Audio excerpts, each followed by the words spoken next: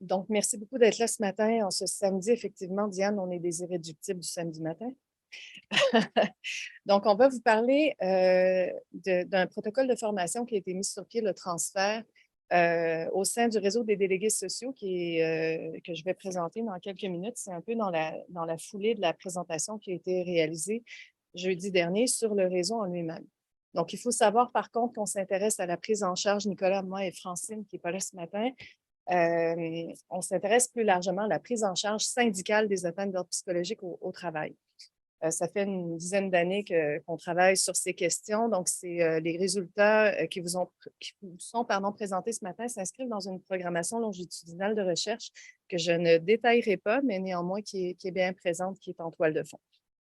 Donc, COVID-19, effectivement, il y avait ce memento avec le contexte de l'annonce du grand confinement. Ce qui nous intéressait de comprendre, c'était en quoi, parce que les délégués sociaux pour les non-introduits, c'est vraiment des sentinelles en milieu de travail, donc c'est des pères aidants. Il y en a 3000 environ au Québec, donc c'est un réseau qui a été mis en place par la Fédération des travailleurs du Québec. Ça émergeait d'un besoin de prendre en charge des atteintes d'ordre psychologique en milieu de travail, de la souffrance, de la détresse. À l'époque, il y avait beaucoup de cas d'alcoolisme au sortir de la récession de 83. Donc, les besoins ont évolué au fil du temps. Et donc, nous, ce qu'on souhaitait voir, c'est en quoi la COVID avait perturbé, bouleversé, complexifié leur capacité à rejoindre les travailleurs en difficulté, à leur apporter un soutien de qualité dans les milieux de travail. D'autant plus que plusieurs travailleurs, vous le savez, on était en télétravail, donc certains étaient essaimés en télétravail ou déjà accusaient une situation de détresse psychologique assez importante avant la pandémie. Donc, rapidement, pré-pandémie, c'est quoi l'approche donc des délégués sociaux dans les milieux de travail? Bien, l'approche repose sur une écoute active, une paire aidance, une entraide entre les pairs. Donc, c'est une approche qui est libre et confidentielle, donc accessible en tout temps, au contraire des programmes d'aide aux employés mis en place par les employeurs.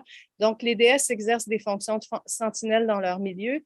Ils utilisent et partagent, comme je le mentionne dans la diapositive, leur savoir, leur expérience auprès de leurs collègues dans un rapport, je vous dirais, qui est basé d'égal à égal, donc indépendamment du corps de métier, etc., l'âge, le sexe, leur expérience. Ils font principalement du référencement, donc ils vont guider les travailleurs vers des ressources appropriées. Le réseau des délégués sociaux, au fil des années, a créé un bouquin, si vous voulez, un guide qui est très étayé. Donc, vous avez toutes sortes de ressources comme des maisons de thérapie, etc. Donc, fermeture des usines dans plusieurs cas de figure avec mars 2020, COVID.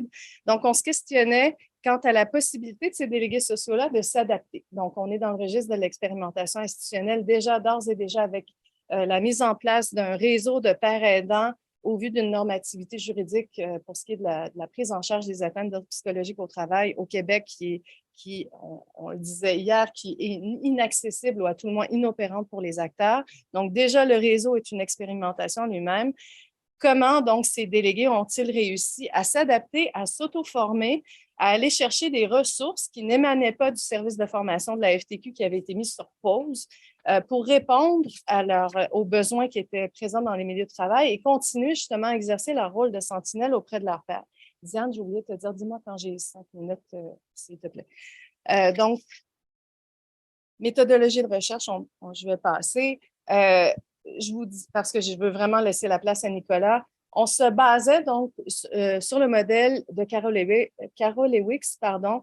Donc, on voulait comprendre en quoi ce memento inédit avait permis de transformer donc le savoir, les savoir-faire, les savoir-être des DS, donc dans une expérimentation qui se voulait à la fois conscientiser et non conscientiser, et en quoi l'expérimentation de changement avait transformé leur façon d'intervenir auprès de leurs collègues. Donc, en quoi ces expérimentations transformaient à la fois leur vécu social, personnel et professionnel dans les milieux de travail. Donc, on s'est vraiment intéressé à ces questions. Je pourrais tout à fait répondre à des enjeux d'ordre théorique, conceptuel plus tard si vous avez des questions. Les auto-formations, parce qu'il y a eu plusieurs modalités d'auto-formation, des motifs à la fois d'ordre identitaire, opératoire professionnel, des objets qui étaient diversifiés, comment aider malgré la distance, comment télétravailler avec des enfants à la maison, comment intervenir syndicalement au vu des difficultés d'accéder aux travailleurs. Les stratégies ont été très diversifiées. On a trouvé, en fait, on a pu aborder une multitude d'objets avec des DS. Certains ont construit des sondages en ligne. Certains avaient à manier le Zoom, quelque chose qui était tout à fait inédit pour eux. Il y a eu une foule d'initiatives qui ont été mises en place que je pourrais détailler plus tard dans la période de questions. Pardon? Je ne sais pas si j'ai le temps, j'ai peur de ne pas te laisser la place. Donc, pardon? Ah, OK, parfait. Donc, on est toujours dans le sprint, un peu comme ma collègue précédemment. Donc, ce qu'on a appris très certainement, c'est qu'il y avait une difficulté à répondre à ces besoins, mais on a trouvé des êtres extrêmement résilients qui étaient capables d'aller chercher des informations, des formations aussi d'une foule d'outils auxquels ils n'avaient pas nécessairement accès par la voie du service de formation formelle, mais qu'ils ont réussi donc à innover, à se retourner sur un dissous, comme on dit au Québec, à faire de l'aide auprès de leurs pairs d'une manière tout à fait inédite. Et c'est ce qu'on a essayé d'aller canaliser, en fait, en créant ce modèle conceptuel du transfert. Il faut comprendre pour nous, l'aide fournie par les délégués sociaux auprès de leurs pairs, on ne considère pas que c'est une stratégie renouveau syndical. Pour nous, c'est plutôt un retour aux sources, à la mission ontologique des syndicats qui vise justement à prendre soin des autres, à induire de la justice sociale, de la démocratie industrielle dans les milieux de travail. On est dans une logique de collectivation aussi dans nos travaux de recherche des atteintes de la prise en charge des atteintes d'ordre psychologique en milieu de travail. Et à l'heure actuelle, les DS, malheureusement, sont coincés plus souvent qu'autrement dans une logique d'individualisation de ces atteintes. Ils font plus qu'on peut comprendre comme étant de la prévention tertiaire.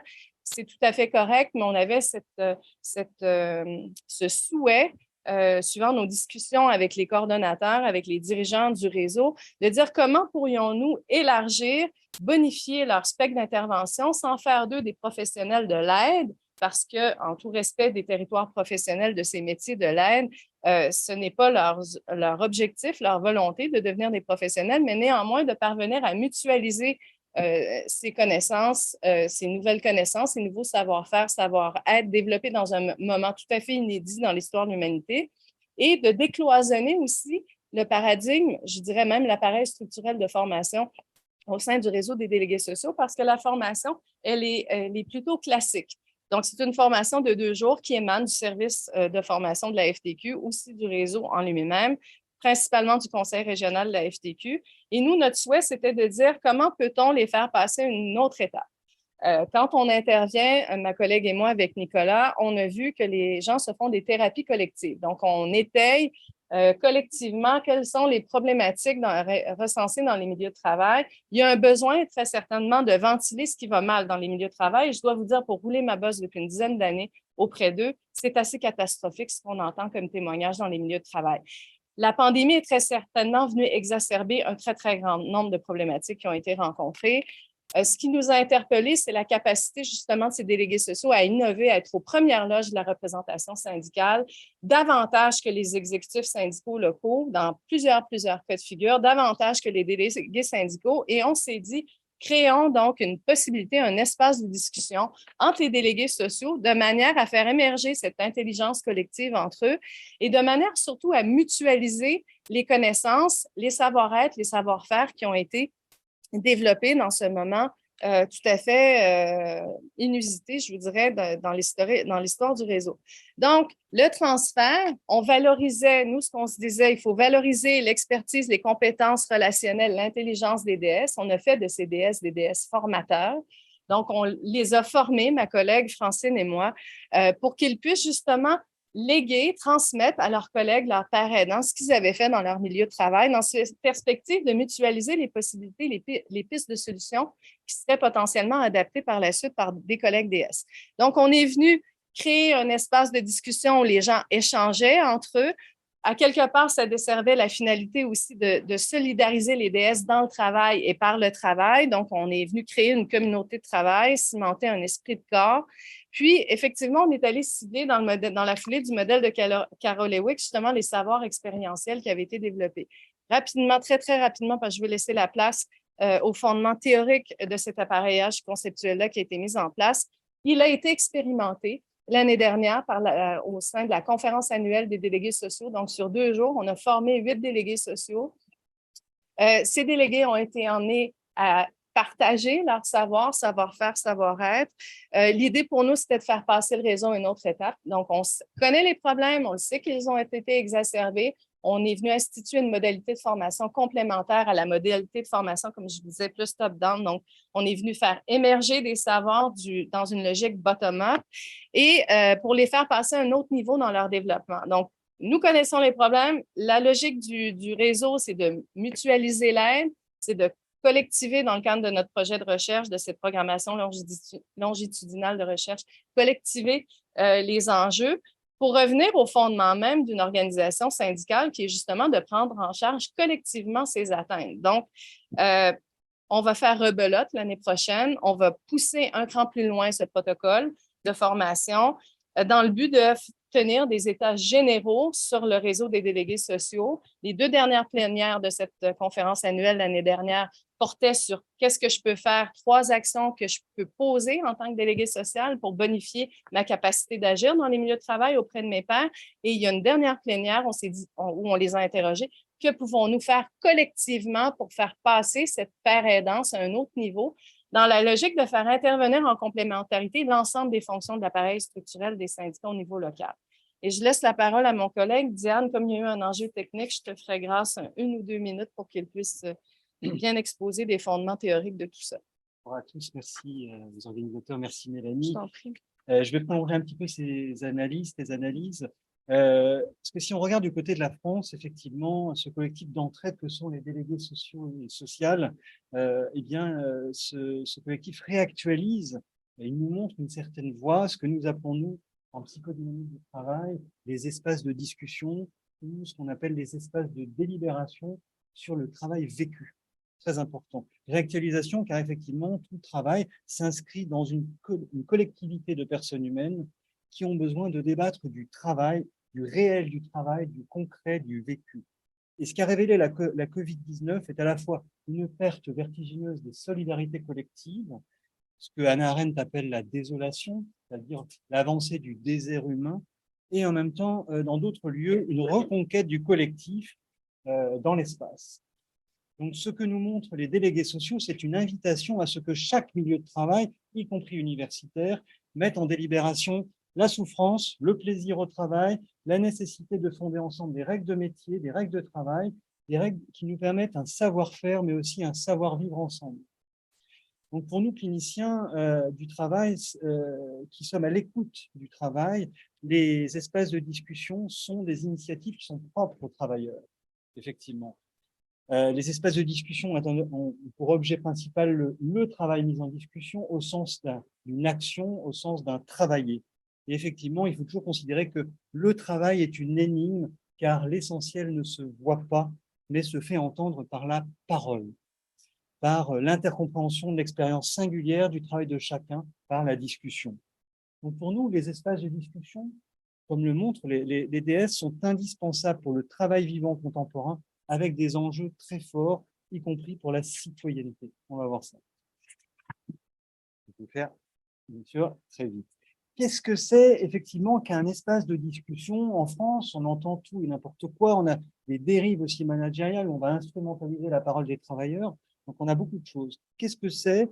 Alors, tout d'abord, ce n'est pas une simple conversation, une causerie sans objectif. C'est avant tout un temps de délibération, un échange d'opinions, une mise en débat, une confrontation d'idées dont le contenu porte sur le travail vécu, sur l'organisation du travail. Il faut négocier l'organisation du travail. C'est un point capital.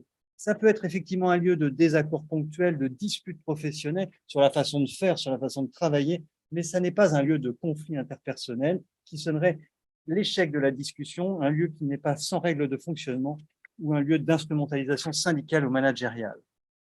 Alors, je voudrais insister sur ces pratiques qui se font, qui ont toujours été dans le milieu de travail, dans l'histoire du travail. On en a des traces et on a perdu de vue cette pratique à haut potentiel. Donc, on a 4 points qu'il faut effectivement souligner. Dans un espace de discussion, on va poursuivre une finalité d'abord normative, c'est-à-dire on va favoriser la coopération, mise en œuvre d'une activité déontologique, au sein d'un collectif de travail, on va former des normes de travail qui vont à la fois avoir une nature technique, sociale et morale. Ensuite, on va avoir une finalité productive. Bien évidemment, on travaille pour produire avec un idéal de qualité, avec un objectif d'améliorer les conditions de travail et surtout l'organisation du travail. C'est toujours là où le bas blesse, on n'arrive pas à négocier l'organisation du travail. Dans les espaces de discussion, c'est ça l'enjeu, c'est négocier l'organisation du travail, négocier l'emprise de l'organisation du travail sur la santé mentale des travailleurs. Donc, effectivement, on a un objectif préventif. On va développer une culture de la prévention, de la sécurité, de la protection dans ces espaces. Et on va mieux protéger la santé mentale des personnes. Et là, effectivement, c'est quelque chose d'assez inattendu. Alors, c'est vrai que là, je le dis d'un point de vue théorique, mais on le retrouve sur le plan empirique. Mais depuis une quarantaine d'années, dans les enquêtes en psychodynamique du travail, c'est effectivement un objectif éthique et politique. On est dans le trait d'union avec la démocratie. On est là dans un objectif de conjurer la violence qui est systémique, effectivement, au travail aujourd'hui, qui est très, très diffuse. On va être dans l'apprentissage des principes démocratiques de participation et de responsabilité. Je vais dire quelques mots finaux. C'est vrai que ce que nous disent les délégués sociaux, moi je fais donc ce parallèle en France avec les espaces de discussion. C'est une expérimentation, certes, mais en fait, c'est un retour aux sources, c'est un retour aussi à une redécouverte de ce que c'est que le travail en tant qu'œuvre commune. C'est très important, l'idée d'œuvre commune. Et bien sûr, on redécouvre une partie de notre humanité dans cette œuvre commune. Je vous remercie.